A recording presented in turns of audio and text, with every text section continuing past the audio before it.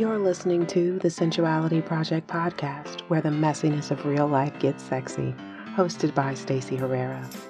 This podcast is intended for mature audiences only. Episodes contain profane language and topics of a sexual nature that may not be suitable for children. Listener discretion is strongly advised. Welcome to another episode of the Sensuality Project podcast. I am your host, Stacey Herrera. I don't have a guest this week. So I had been stockpiling episodes. So up until now, I was always ahead. But I had a couple of conversations that I could not use because the sound quality was really terrible. So that put a chink in my chain. So this week I am talking solo and I have no fucking clue what I'm going to say. So this is me off the cuff, raw and real. Fingers crossed. So I want to start by talking a little bit about what I see moving forward now that we are damn near finished with January of 2018 and moving into February. And I have been kind of sitting with what I wanted for the Sensuality Project as a whole. The podcast is just one aspect of the Sensuality Project. And in the past, I've done a lot of one-on-one coaching, and I ran a group program that ended last May. And at the end of the program, I was kind of gutted in the sense that I wasn't clear about what was going to come next. All I knew was that I didn't want to push it. So I did what anyone would do when they don't know what they're going to do. I went on a silent retreat. Yes, 10 days of no talking, just basically meditating, eating, sleeping, and meditating. It was expansive and, it was gutting, if I'm honest. It was gutting. I didn't struggle. The silence was okay. The silence actually was very, very, very easy, to the dismay of anyone who knows me, who so many people thought that I was going to have a really hard time not talking simply because I love to talk so much. But that did not happen. I didn't struggle with that at all. It was really easy. In fact, it was refreshing to not be on.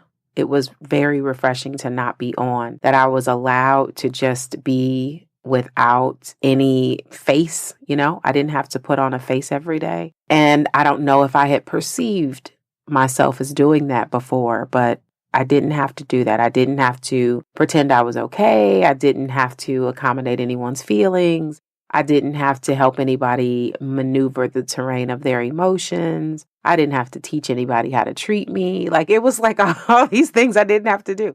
All I had to do was show up for the sit. And that part was really easy and I really enjoyed it. And I am very strongly considering doing it again. The challenging part of the silent meditation was being. So much of your shit comes up on the mat, while you're in sit, so much of your shit comes up. It was like I had all of these very intense and really clear memories about things that weren't on the surface, really deep stuff. Memories that I had suppressed perhaps, or just maybe I had not interpreted the experiences in a way that would allow my brain to file those experiences in the front of my filing cabinet. But I was able to really bring up a lot of old stuff. I had a memory as young as age 2, which was fascinating. In very great detail, I was able to see myself and what I was wearing and experience what I was feeling. And that was like the birthplace of my stubbornness. I was in the midst of a moment where I was literally digging my heels in and deciding that I was not going to be responsive to a particular kind of behavior. So that was interesting. That was really interesting. And anyways, the silent retreat was really great. And that's what I chose to do when I was unclear about what I wanted to do next. And then I spent the summer just kind of, taking it easy. That was when I decided that I was going to finally move forward and launch this podcast. So I started having conversations with women months before the podcast actually launched, which was in September. And that filled me. I really have enjoyed this experience so much more than I imagined that I would. And I'm so grateful. I'm grateful for the seemingly lack of clarity that created the space for me to birth this project. So, and I'm really grateful that you are tuning in. I'm so immensely grateful for every single listener from all the points on the globe. And I am flabbergasted. I'm flabbergasted that I live in a time and space where I can make these kinds of connections over this ginormous distance in places that I have never physically been. Wow, right?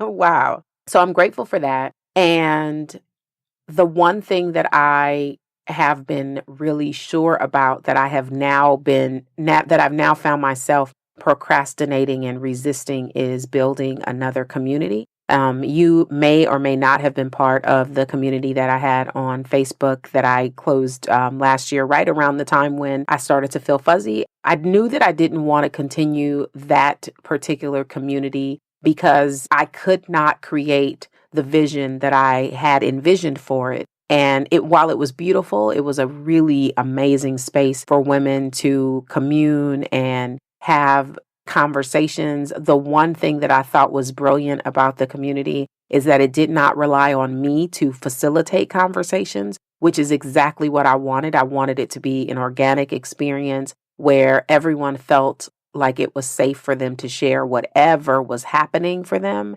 and that there would be no judgment, that in fact there would be support and love, and that everything was welcome. So I did really, really enjoy being in the community and hosting the community, but it wasn't in alignment with the full picture of what I imagined the community could be. And so I've been sitting with that for several months about like what I would like to do and how I could create the vision that I initially had for that community. So that's in the works. That's in the works. I will be launching, and now I'm going to put myself on the spot because I'm recording this. So you are all my witnesses. I am going to launch that community in February. I won't give a specific date because I got to give myself some breathing room because we're almost in February. But I am going to, how's this? I'm going to launch the community by the end of February. So there's that. Ooh, that feels expansive. Like I felt that in my heart. So I'm committing to that because I am sharing it publicly, and there's nothing like public accountability. It's going to be exciting. It's going to be exciting. I am exploring platforms right now. I am getting clear about which platform would best serve what my vision is for the community. It will be a paid community. It'll be nominal though, because I want it to be really accessible. So it's going to be paid and for energy exchange purposes. I imagine it to be what my old community was, but like to the 10th power. So yeah, it's going to be really, really delicious. And I want it to be a safe place for anyone who identifies as a woman to be able to be open and expressive emotionally, and to be able to be fully expressed sexually. Like I want to make sure that there is room for us to have the conversations that we are still struggling with as a culture to give light to. Sex is still one of those things, and I think that it's particularly important for us to be in dialogue about our sexuality right now, while the what it means to be a woman is currently in the redefinition phase. Like in terms of culture, we are redefining what womanhood is, and more than that, we are redefining how society responds to our womanness, right? Like that's what's happening. So I think that that's a really important piece, because I think that it's going to be really vital for us to reclaim our sexuality, to reclaim our autonomy, sexually and otherwise, while also allowing ourselves to be soft, to be held, and to experience sexual pleasure with consent, right? That's what we need to do. Whew, that's the first time I articulated that. That's the first time I put that into words. So that's what I want the community to offer. And sisterhood, because sisterhood is so important. One thing I've come to know in all of my 44 years on this planet is I've come to know that the most valuable currency in the universe is gratitude. And the second most valuable currency in the universe is support. And there's nothing like being loved, held, and supported by another woman.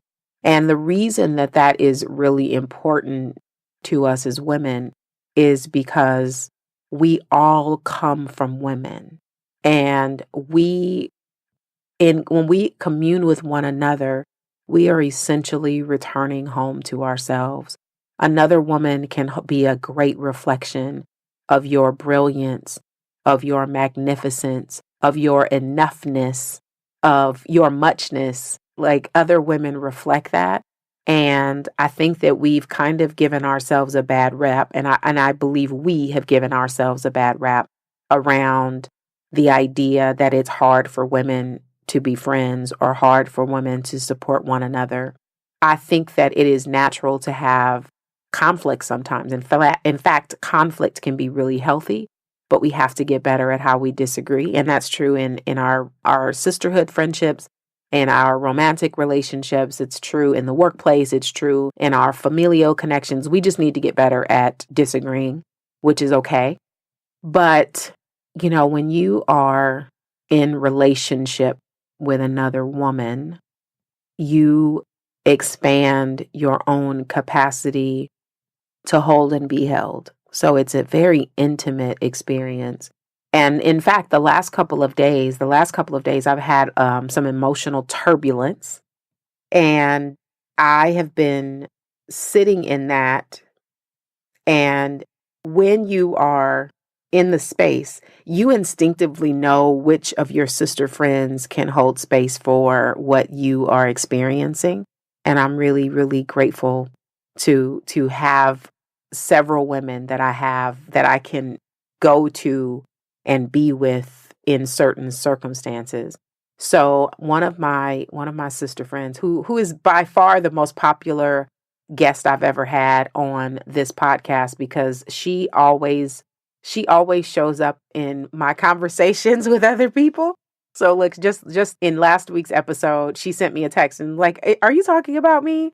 And I was. And so yes, Biba, I am talking about you.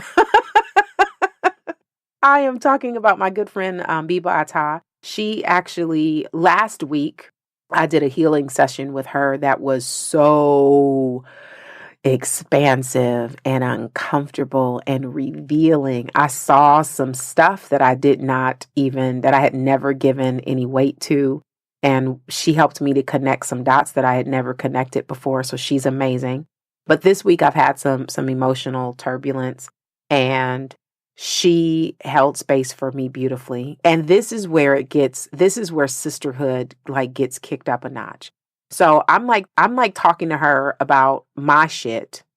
And in the meantime, she's experiencing some shit that was completely not of the same vein, completely different kind of stuff, not at all related. Like very different things were happening for both of us simultaneously. But in the midst of my revealing and opening myself and being vulnerable and sharing like the parts, the unsavory stuff, because I was having some unsavory stuff, and then also sharing like how that was like manifesting in my body and what I was feeling and all this stuff. In the meantime, though, my experience was reflecting exactly what she needed to witness for her experience.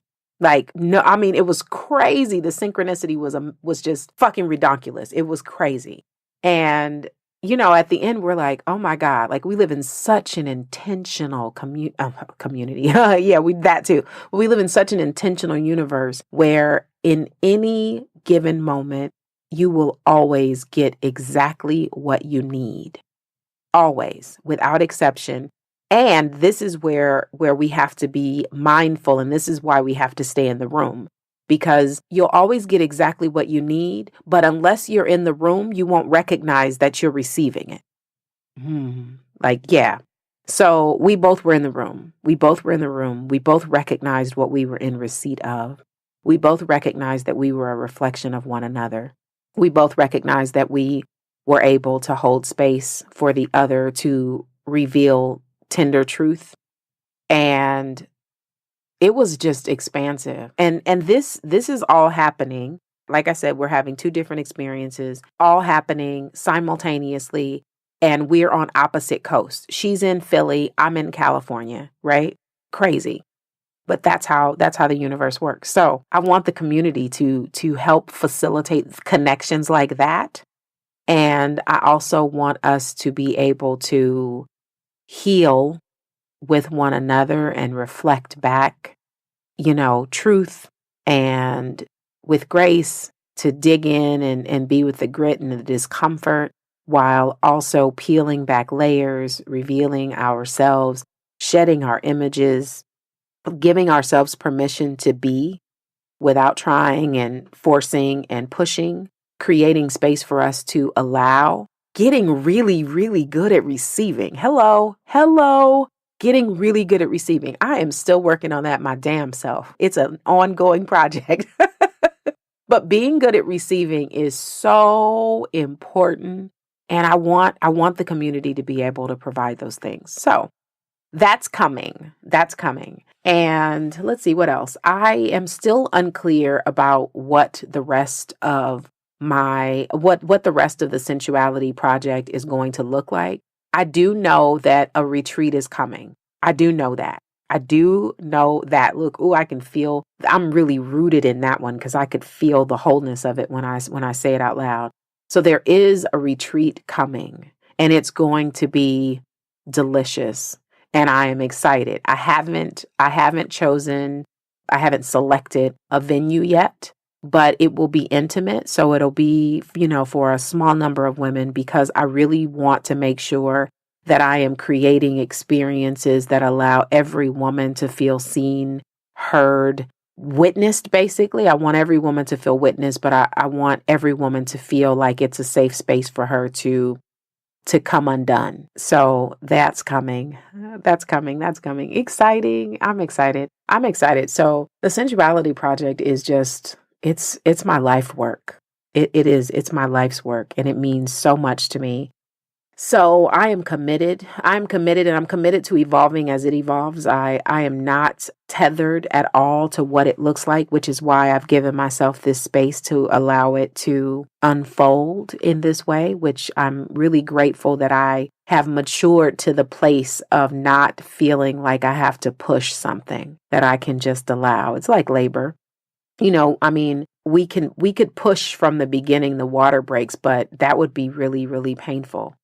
So instead, the contractions, like all of the time that it takes, every single contraction is really the part where we allow, it's really the act of the body opening itself and allowing creation to come through.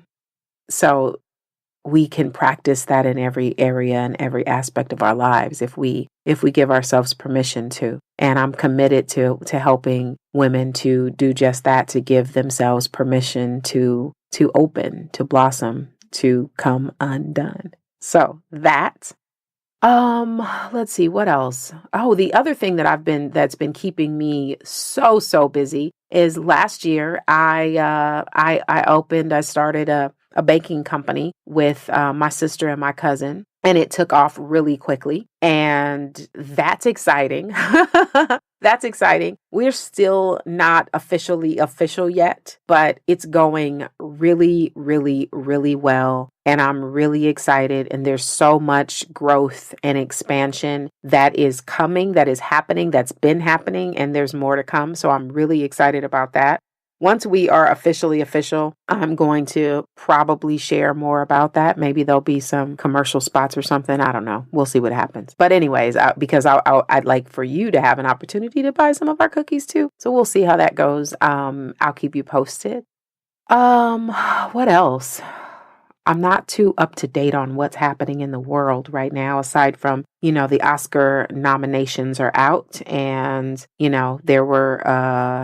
there was some talk on the Twitterverse, which I love Twitter for information, by the way, so much more than any other platform. I get informed there. I get informed there, and it's fun. There's lots of fun stuff. And I also really get some great book recommendations off Twitter. In fact, it's probably my number one source for new book citing. So there's that. But I was browsing a little bit on Twitter just randomly before I started recording. And I was reading about people and their thoughts about Tiffany Haddish getting snubbed for an Oscar nom. And there was an article on, I don't know, maybe it was Huffington Post or something. There was an article that was speaking to perhaps the fact that they need to redefine what is an Oscar-worthy performance, which I have no idea. In all of my years, I've never even watched the Oscars before, so I have no clue about what any of it means. But it's an important subject. So I saw that happening. I don't really have an opinion about it. I didn't see Girls Trip, so I don't know what Tiffany's performance was like. I do know that I like her. I love the realness of her energy. And everyone that I know that saw the movie thought it was amazing. So I don't know if she should have been nominated or not, because I didn't see it with my own eyes. But based on what I've seen of her, I agree. I agree.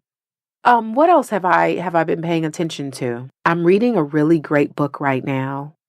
It's about dying. Like, let me make sure I get it right before I tell you the wrong thing. The book is called Okay. The book is called The Five Invitations: Discovering What Death Can Teach Us About Living. And it's everything. Like, really, it's everything. It's written by an author named Frank Ostareski. No, take that back. Frank Ostaseski. Say that 10 times fast. No offense, Frank. It's just a lot for my California accent to process.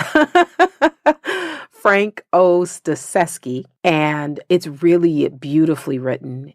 Frank tells of his first-hand accounts of experiencing people while they are in the process of dying, because dying is a process, particularly when it's of natural causes. Even when it's not natural, dying is a process. It doesn't happen instantly. There is a whole thing that happens when we are dying. And while we are all in essence dying a little bit every day, by the time Frank is there to witness people, they are dying rapidly. So they're in the process of dying rapidly, more so than how we experience our daily lives. And it's very soothing. Well, can I say that I found death and the idea of death grounding? And I don't mean that in a morbid way. It's very grounding in the sense that I am in full acceptance that it is an inevitable part of living. I am in full acceptance of the fact that death is an inevitable part of life. And so I find it grounding to read about. And the book is basically about how we are able to use the process of dying to live more fully while we are still able. And I'm just really enjoying it so far. So I definitely invite you and encourage you to check out that book. The other book that I started it in 2017 and finished it in 2018 is Attached which is a book about adult attachment behavior. Oh my God, I learned so much about myself reading that book. So much about myself. And now my sister and I are always like looking at people and thinking of people and thinking about their attachment style because you're able to identify it. And it's great. It's great. It's if you've seen it, it's a book that I found on Twitter forever ago, and I've also seen some really popular people on the internet talk about the book and how it's a game changer. I am in full agreement with them. And that is definitely a book that you should check out. What else am I reading right now? I am reading, I'm reading a really, I don't know from where I'm reading it, if I'm looking at a picture of it. A book called Just Sit. It's a meditation guidebook, but it's beautifully illustrated. It's colorful and it's happy, and it talks about meditation in a very easy to understand approach. And it's not that I don't know how to meditate. I picked up a couple of books because I was trying to encourage myself to get back on track with meditating fairly regularly. And not because I am shooting on myself, but mostly because I can see and feel that some parts of my life are inflamed, and some of that inflammation is showing up in my body. And so I'm getting better at being consistent with meditation again, as I have been at different points in my past. But you know how it is. You know, we start to make change when something gets uncomfortable, usually not when things are going well. And not that I'm having a hard go of anything in particular, but there is definitely some inflammation. And part of that is coming from the spaces that I'm expanding in terms of how I'm relating to people and what I'm willing to pursue and the actions I'm willing to take. So I'm having some discomfort in good ways and a few not so good ways. So that expansion is pushing up against my natural tendency to constrict. So it's causing some inflammation. So that's a great book. Just Sit. If you are new to meditation or returning to meditation, or just want some guidance, some easy to digest guidance on meditation, I definitely recommend that. Two other books that I am not yet reading, but I picked up, are both by Harriet Lerner. One of them is an older book that she wrote called Life Preserver, Staying Afloat in Love and Life. And the other book is new, and it's called Why Won't You Apologize? Healing Big Betrayals and Everyday Hurts. I don't even need to say anything else, right? Just why won't you apologize? That's so fucking big. And I know that I have struggled with being okay with people not apologizing to me about stuff. I'm pretty good about apologizing because I want to make sure that the people I'm in relationship with want to be in a relationship with me. So I'm pretty good about apologizing, but I'm not. I still get snagged and perplexed when people don't apologize. When to me, and I stress to me because it doesn't necessarily mean it's true for them, but when to me, it seems obvious that there's something they should be apologizing for, I sometimes feel some kind of way when they don't. So I am looking forward to exploring that book. And I know that just based on the other books that I have read of Harriet Lerner, I already know that it's going to be an expansive experience and that I'm going to learn a great deal because she is just that woman. I really love her. I recommend you reading everything.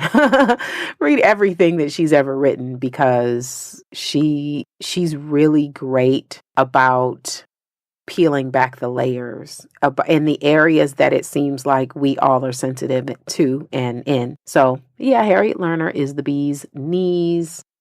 I'm off sugar this week. I'm off sugar this week because now I am not necessarily an advocate for eliminating things from your diet if they serve you. And how do you know if something in your diet serves you? Your body tells you. That's how you know. Your body tells you everything. You don't need any guidebook or blueprint aside from your own body to navigate this life and everything in it, emotion, physical, digestion, diet, everything. So anyways, so I'm off sugar this week, and I'm off sugar this week not because I am getting rid of sugar. I don't believe that's true right now. But I decided to take a week off of sugar again, because I've got some inflamed areas in my life, and some of that is showing up in my body. I decided to, give sugar a week off so that I can release some stuff. And that's going well. In fact, just a few moments before I hit record, my sister delivered me a delicious breakfast of barley, hot barley cereal that she made, and no sugar added, but it was sweetened with naturally sweet things like bananas and dates. And there were some almonds, and was that all there was? Yeah, it was so good. So good. And it was sweet enough. Like, dates are naturally sweet. So I didn't need any sugar. I made it. I started on Monday. So today is day number 3 without sugar. And so far, so good. But I have had some moments. I've had some moments. I've had some moments.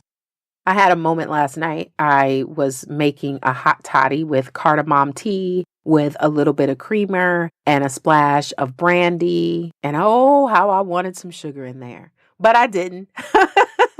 But I didn't. And it was good. It wasn't how I like it to be, but it was good. It was delicious. So there have been a few moments where I've wanted to eat some sugar. I'm a big chocolate person, like good chocolate. I love good chocolate. So I'm a big chocolate person, and I've wanted some chocolate, but the craving for the chocolate hasn't been as bad as I thought it was going to be. So it's doable, but we'll see at the end of the week if I decide to go another week, or if I decide that a week is enough, and I'm going to let my body dictate what that looks like. So there is that. Is there anything else going on with me? I don't think so. My life is not that exciting. It is. It's exciting in an extroverted, introverted kind of way. I've had some really great, nourishing conversations, and I'm getting some clarity, and I'm reading good books. I'm getting good sleep. That's hot, right? Good sleep is sexy. I'm getting some good sleep. I've really enjoyed being in my bed the last few nights. Just enjoy being there, the warmth of it and the comfort of it. And I'm just grateful that I have the luxury of sleeping on a bed. That's a beautiful thing. I'm loving being with my family. I feel so loved and supported. It's funny. I was having a conversation. I was asking, I asked 2 different men recently if I was too independent. And one of the guys responded to me and said, you have your sisters, and I'm talking about my birth sisters. I'm in the middle of a sister's sandwich. But he said, you have your sisters, and so sometimes it feels like you don't need anyone else. And I'm sitting with that. I'm sitting with that. The other gentleman said to me that I don't come off as needy, and that while men don't particularly enjoy needy, they're used to it, and they don't really know what to do when someone isn't that way. Whew. So yeah. So I'm sitting with that. That's one of the things I'm kind of sitting with and processing. I'm trying to navigate the space. I do need people. I need to be held sometimes. I need to feel seen and heard and understood like everyone else. I'm not a superhuman. So I definitely need, but I am trying to release my attachment to not being needy, which is not the same as needing, but trying to not be needy. Because I think that the idea of being needy with a Y is what created the identity of independence for me. So I'm sitting in that. I'm sitting in that. I did not expect this recording to be like a purging session for me, but hey, I know that there's someone who is hearing this that is in the same space of navigating the delicate and sometimes harsh terrain between needing and needy. So that is happening for me right now. Yeah, so I'm seeing myself. I'm seeing myself and allowing myself to release the identities that I have put on in an effort to protect and quarantine the possibility of hurt and disappointment, which is a false thing. There's no such thing as protecting yourself from hurt and disappointment. There's no such thing. It's impossible. It is impossible. But I'm letting go of those things. That's one of the things I'm really, one of my huge words for this year, one of my huge feelings that I want to feel is devotion. And that showed up for me last year, and it's still very true. So I am in devotion to me, and I am devoted to being the best version of myself. And in order for me to do that, I have to let go of some of the barriers that I've created against being myself. So that's happening. So I think that's it. This was therapeutic. Was it good for you? Was it good for you like it was good for me? That was therapeutic. Thanks for listening. Next week, I'll be back with another conversation. I'm looking forward to sharing the conversation with my guest for next week. And thank you for tuning in. Thank you for allowing me to share space with you. Thank you for sharing your time with me. Thank you for sharing this podcast, because I know you're sharing this podcast, right? And yeah, so I'll see you next week, or I'll hear you next week. I'll just be here next week. You be here too. The Sensuality Project is produced, edited, and hosted by me. Music by bensound.com. The Sensuality Project podcast is a production of StaceyHerrera.com.